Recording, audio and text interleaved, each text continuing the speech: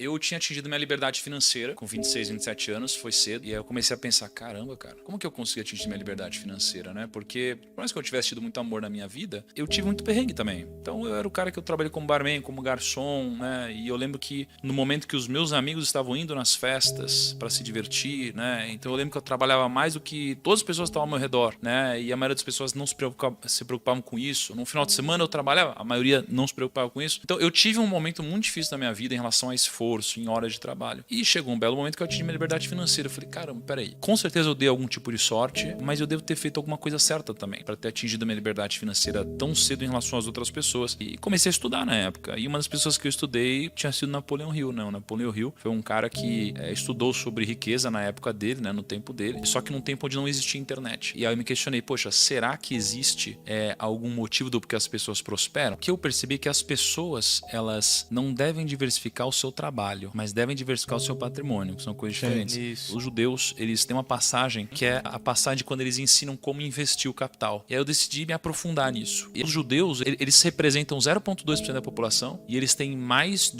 quase 1,5% da riqueza mundial. Então assim, eles são muito ricos por cabeça, mais do que qualquer outra religião, né? E tem algum motivo do porquê eles são muito ricos. Quando a gente foi estudar os princípios, né, judaicos, conta-se uma história. E nessa história é muito interessante que diz o seguinte, eles estão falando sobre leis. Estava escrito o seguinte: se você deixa um dinheiro seu na mão de alguém para cuidar e essa pessoa perde o dinheiro que você deixou na mão dessa pessoa para cuidar, essa pessoa, ela está certa ou errada em ter perdido seu dinheiro? Que depende. Ele diz assim, ó, se eu deixei meu dinheiro com você e você foi negligente, então se você pegou o dinheiro e você deixou na mão de uma criança, ou você pegou, amarrou, jogou para trás aqui e você perdeu o dinheiro, você é o culpado. Então alguma coisa ruim tem que acontecer com você. Se você pegou esse dinheiro e você guardou da forma correta, mas alguém veio e te assaltou, você não é culpado. Se você fez tudo certo e você foi roubado, aí você não é culpado, tá? É isso que tá escrito lá. Só que aí ele diz o seguinte: poxa, mas eu poderia ter dado esse dinheiro para uma criança. Em outras palavras, ele está dizendo assim: você poderia ter sido negligente. Mas o que mais eu poderia ter feito? Aí o rabino responde para ele: você poderia ter amarrado esse dinheiro na sua mão. Aí fala, amarrado esse dinheiro na sua mão? E aí depois ele explica o que é amarrar o dinheiro na sua mão. Ele diz: amarrar o dinheiro na sua mão seria como você pegar 1/3 do seu patrimônio e você enterrar embaixo da terra. 1/3 do seu patrimônio e você investir em negócios. E 1/3 do seu patrimônio e deixar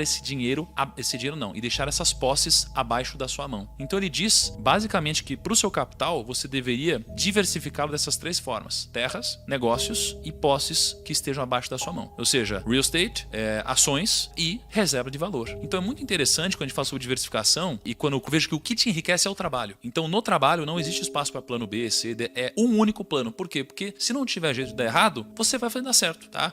Agora, o fruto do seu trabalho, ele deve ser diversificado, ele deve ser amarrado na sua mão. E isso é o que eu vejo de fato os grandes fazendo. E até se a gente fizer um backtest dessa carteira de investimentos diversificada, né, dos judeus, de fato foram alguns dos maiores rendimentos da história. Isso aí foi escrito há 1800 anos atrás.